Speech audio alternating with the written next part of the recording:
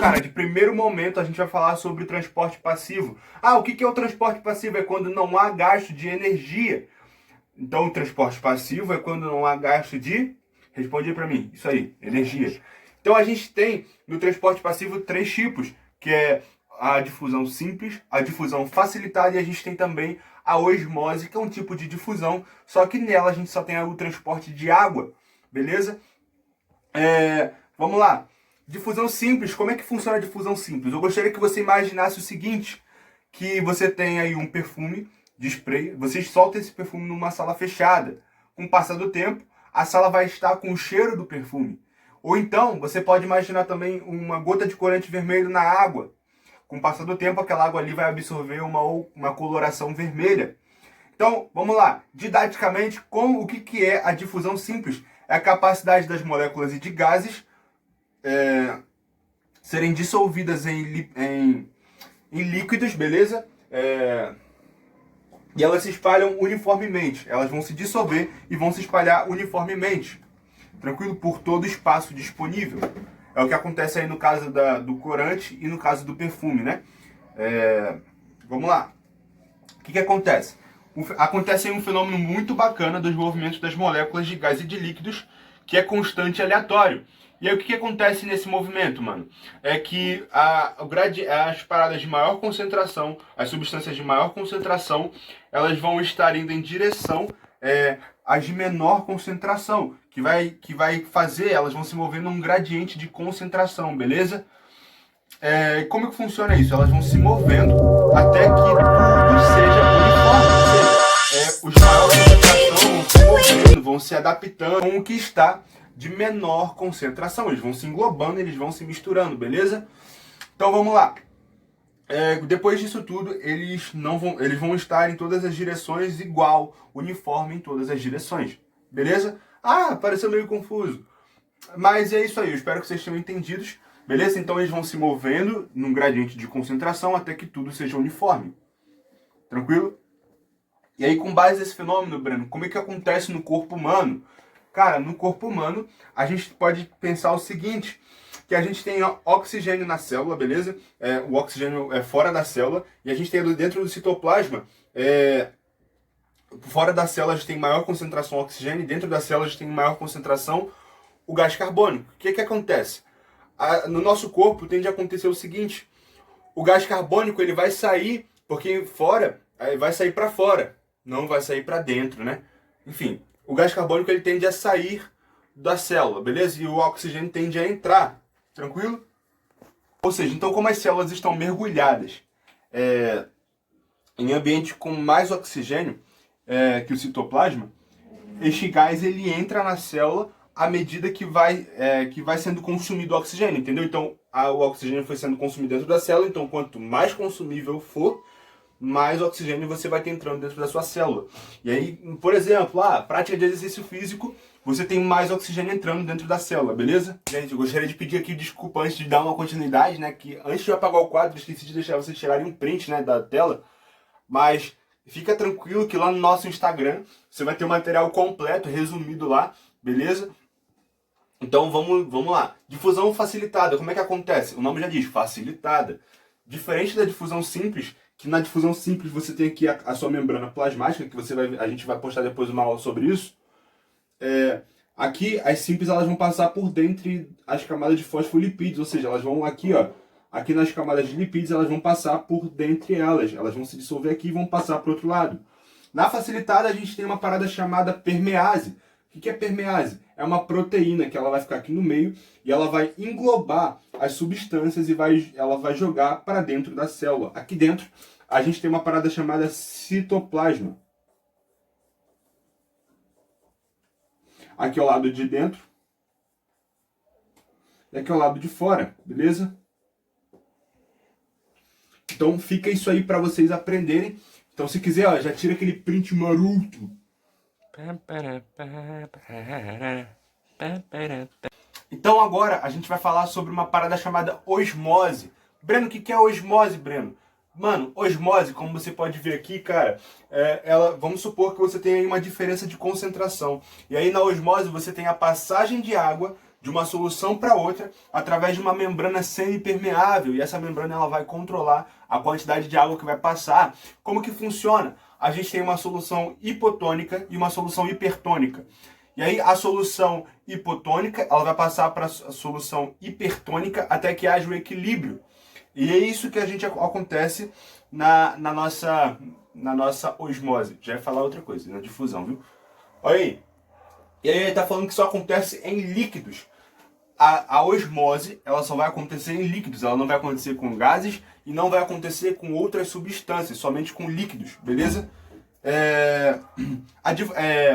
A osmose ela é um tipo de difusão e também não tem, como ela é uma difusão e ela também é um transporte passivo, então não temos gasto de energia na osmose, beleza? Vamos lá, um exemplo, cara. Vamos supor que você tem um funil, depois eu vou explicar isso aqui melhorzinho, beleza? Vamos supor que você tem um funil e aí dentro desse funil você vai colocar água com açúcar. E aí você vai tampar ele com um papel celofane e vai mergulhar numa solução de água. Ou seja, aqui a gente tem a solução hipotônica e aqui dentro a gente vai ter uma solução hipertônica. O que vai acontecer com isso aqui, Breno? A água ela vai começar a entrar, ela vai começar a subir para essa solução de água com açúcar, até que essa solução de água com açúcar se torne estável, de igual modo a solução de H2O, beleza? Vai se tornar em equilíbrio. Quando se tornar em equilíbrio, essa água ela vai parar de subir, beleza? Como que isso acontece? Como que isso acontece, cara? A gente tem uma parada chamada de pressão osmótica. Na pressão osmótica, o que acontece? Como eu falei que o objetivo da osmose é o equilíbrio, então a pressão osmótica ela vai fazer com que a água suba, ela vai liberar a passagem de água, tranquilo? Ela é uma pressão para o movimento, ela vai gerar o movimento da água, do líquido no caso, e quando ela parar de subir, é porque aconteceu ali o equilíbrio, então tudo se equilibrou e a pressão osmótica fez com que a membrana semipermeável fechasse, aí acontecesse a igualdade dos dois lados, beleza? Pausa. Pai. E aí então vamos supor, né? Na pressão, o que acontece com a pressão osmótica? Você tem aqui o H2O com açúcar, que é uma solução hipertônica, que você vai ter o H2O. Já falei isso, mas só para ficar mais preso na mente de vocês. E aí você tem aqui o H2O, e você vai colocar o funil dentro dessa solução, né? E o que acontece? Essa solução aqui tem pouco H2O. E aí ele vai puxar a H2O. E aí parou de subir, você já vai ter na sua mente, caraca, igualou o sistema, a gente tem uma equidade dinâmica, beleza? Já tira aquele print maroto enquanto eu bebo água aí, valeu? Se hidratem, crianças, se hidratem. Pausa. Play. E aí talvez você esteja se perguntando, mas cara, e agora? Como que funciona isso tudo aí no corpo humano e nos vegetais? Que é o que importa pra gente, para os vestibulares aí, beleza? Vamos lá. Na célula animal, vamos começar pela célula animal. Só para constar aqui, a gente tem temos o hipotônico, que é pouca concentração. A gente tem o hipertônico, que é muita concentração. E a gente tem o isotônico, que é equilibrado, beleza? Então vamos lá. Na célula animal, usei aqui como exemplo as hemácias, que é o que normalmente sempre cai nos vestibulares. Na solução hipotônica, a gente tem uma parada chamada hemólise, ou seja, a célula sanguínea, ela murcha, ela absorve tanta... Ela murcha não, gente. Ela absorve tanta água que ela estoura. Beleza? Em outras células, a gente tem o nome de plasmoptise, beleza? Na solução isotônica, a gente tem o seguinte, acontece que a célula fica normal, porque ela é isotônica, ela está em equilíbrio. E aí a gente pode usar um exemplo aí de soro fisiológico a 0,9%. Por quê? Porque na solução sanguínea isso é uma solução normal, ou seja, é a que se adequa ao nosso corpo. Por isso, quando você está lá no hospital, está desidratado, eles te dão um soro fisiológico a 0,9%. Beleza? Vamos lá. E aí a gente tem a solução hipertônica. O que acontece? A célula vai se desidratar. Beleza? Porque dentro dela ela vai desidratar porque ela vai dar água para dentro, para fora. Lembra que o hipotônico vai para o hipertônico, lembra? Então, o que acontece? Que dentro dela está isotônico, hipotônico, e E aí e fora está híbrido. Por exemplo, uma solução de soro fisiológico está 1,5%. E aí a gente vai ter uma parada chamada crenação, a célula vai desidratar. E nas células vegetais, Breno? Nas células vegetais a gente vai ter o seguinte, quando ela absorve água de uma solução hipotônica, a gente vai ter uma parada chamada vacúolo central, vacúolo vegetal, beleza? E o que esse vacúolo faz? Ela fica inchada ou túrgida, né? E aí ela vai absorver tanta água e vai ter uma hora que, pelas paredes celulares serem rígidas, ela vai espremer essa água para fora, e ela vai soltar essa água para fora, beleza? Vamos lá. E se essa parede for... O que faz essa água sair? É uma parada chamada pressão de turgência. Quanto mais água dentro dela, maior a pressão de turgência. Beleza? E na solução hipertônica, Breno, a gente vai ter o seguinte na solução hipertônica. A célula ela vai perder água, ela vai murchar e se separa da parede celular. Um fenômeno que a gente chama de plasmólise, beleza? O aumento do volume da célula vegetal, ele quando ele passa de uma solução hipertônica para uma solução hipotônica, gente, eu estou confundindo direto, perdão. É chamado de deplasmólise, beleza? Gente, então, agora a gente vai falar sobre o transporte ativo. Eu vou correr um pouquinho porque a memória está curta, beleza? Transporte ativo, ele acontece com gasto de energia. Transporte ativo, ele acontece com gasto de energia, beleza? E ele acontece contra a difusão. Ou seja, do lado do menor para o maior. A difusão, ele vai do maior para o menor, beleza? Ou seja, o que acontece? Ele vai do menor para o maior, da menor concentração para a maior concentração. E aí a gente vai ter os transportes ativos primários, secundários e os em bloco, beleza? O que são os primários, Breno? É que a energia derivada da quebra de ATP ou de outro composto fosfato com energia, beleza? E um grande exemplo é a bomba de sódio e potássio, que a gente vai falar logo no próximo quadro, beleza? A gente tem outras bombas, que é a bomba de iodo, bomba de um monte de coisa, bomba de cálcio, enfim, por aí vai. Aí a gente tem as secundárias, que é o transporte acoplado. Como é que ela funciona, Breno? O transporte acoplado, ele depende de uma outra energia, ele não diretamente vai gastar ATP, beleza?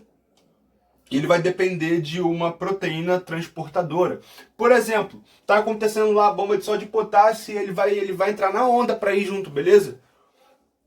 O que acontece? E aí eu vou explicar isso quando eu estiver explicando bomba de sódio e potássio. E em bloco também a gente tem, que é quando a gente tem grandes quantidades de substâncias, como por exemplo a endocitose e a exocitose. Breno, o que é endocitose e exocitose, cara? A endocitose é quando a gente tem a absorção de muitas substâncias. E a exocitose é quando a gente expulsa muitas substâncias, beleza? Para fora do corpo e para dentro do corpo. Endo dentro, exo fora, beleza? Então, gente, agora a gente vai falar sobre bomba de sódio e potássio, né? Sódio e potássio, tranquilo? O que acontece? O nosso corpo, ele precisa de muito sódio dentro da célula, muito sódio fora da célula e muito potássio dentro da célula, beleza?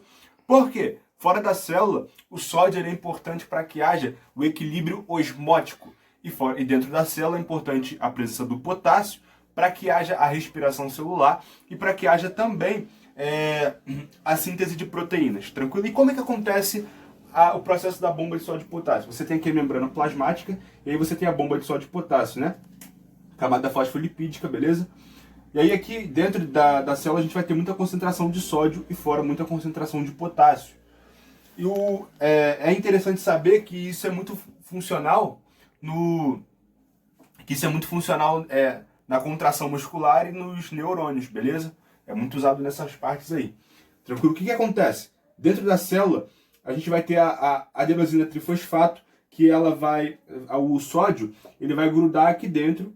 E aí a adenosina trifosfato ela vai grudar aqui, beleza? Que aqui ó, tá fechado, tranquilo?